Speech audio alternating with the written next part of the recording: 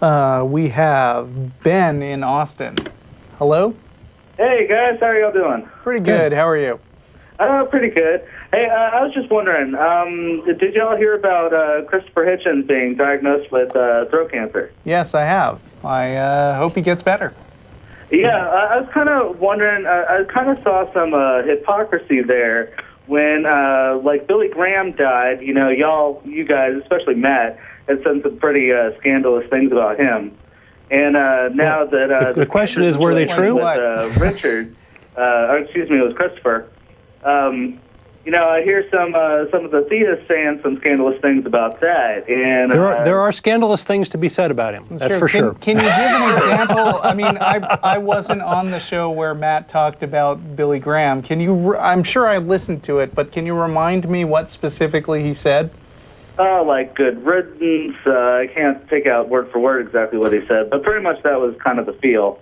Okay, I would not be surprised if people said the same thing about Christopher Hitchens. I know that they feel that way about him. Well, you know, honestly, myself, when that was said about Billy Graham, you know, I didn't care. I thought that was kind of funny, but people are saying that about Christopher Hitchens, and I'm offended. And, you know, it's kind of a little bit of hypocrisy. You know, is that okay to be hypocritical? Should there be a double standard when it's my guys versus their guys? Well, I mean... It might be human nature. It's not, yeah, I mean, it's not so much whether it's okay. I mean, it's going to happen no matter what. People have their preferences, and, you know, it might piss me off if people talk badly about Richard Dawkins or Christopher Hitchens, although, you know, well, I talk bad about them sometimes too if they say something I don't like. No, I wouldn't say good riddance if he died, because I like the guy mostly. I think the most important thing is what's being said true, and if something is being said or made up or whatever, like very often when someone dies who was you know, questionable believer or non-believer, there's these myths that get circulated that, oh, there was a deathbed confession and they gave their life to Jesus at the last moment and all that, and that's just really annoying to me to have. It's a way of stealing credit through lies of this person's work or whatever, their beliefs or their stance or whatever they stood for. And I just really hate that sort of thing.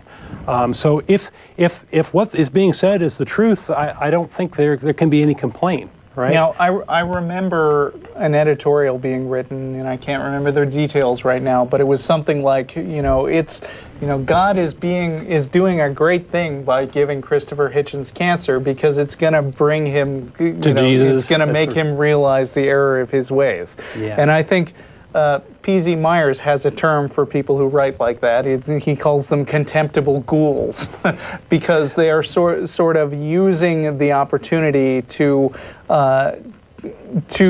capitalize on somebody else's pain. Capitalize on somebody else's pain, whereas I think saying good riddance about Billy Graham, it's kind of a jerky thing to say, but but that doesn't mean that Matt can't say it, and he may even be justified in saying that. But it's a whole nother category to sort of to sort of lie about the outcome of this sort of thing, to come up with something similar to the Darwin Lady Hope story, where you say, oh, he actually converted on his deathbed, when he didn't. They said the same thing about Gould, didn't they? Oh, it's a popular thing. It's been used a lot. Yeah, the idea of an atheist vindicating your beliefs by converting them at the last minute in secret to one eyewitness is a very popular theme in Christian fiction. Right.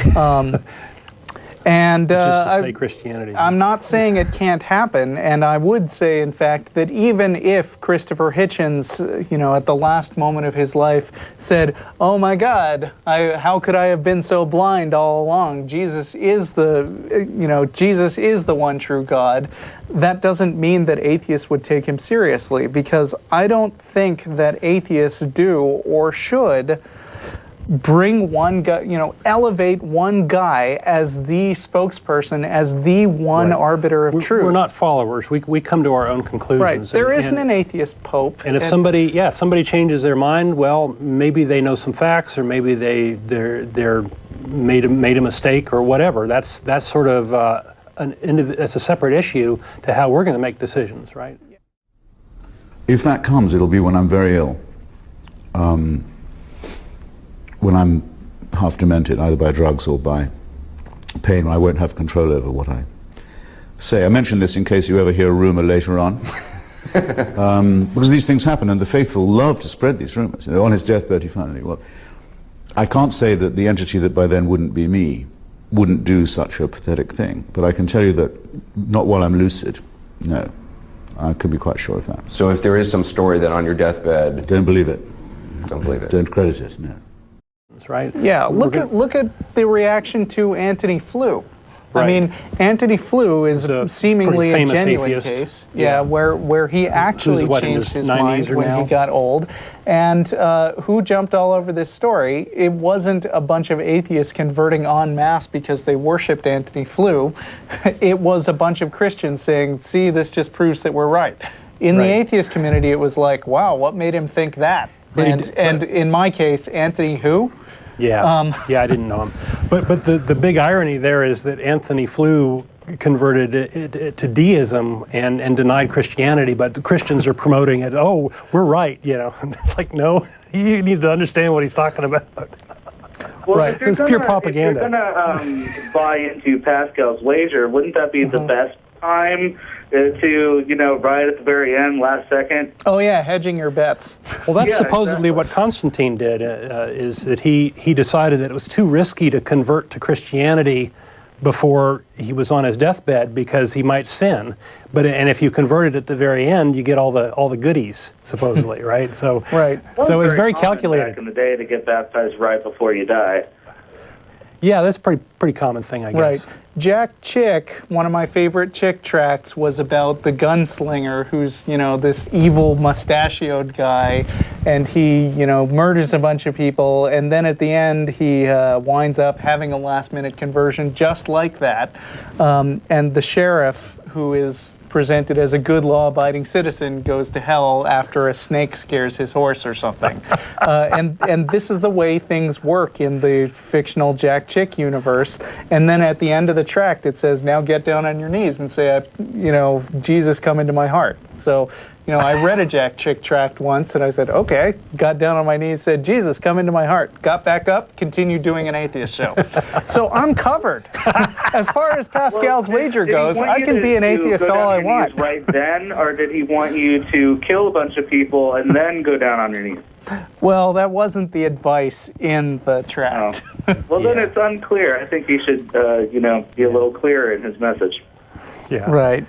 I think it's all pretty silly, so I wouldn't have even done that, Russell. But well, I mean, I figure as far as Pascal's just wager make the goes, audience aware that this was a tongue-in-cheek thing, right? Yeah, it was tongue-in-cheek. Okay. At no point in this... We don't take it that seriously. Yeah, at no point in this did I actually, think that this was doing anything except for a laugh. Right. Anyway. Okay, Ben, anything else? Nope, that's it. Thank you, sir. Okay, thanks a lot for calling. Thanks. Bye.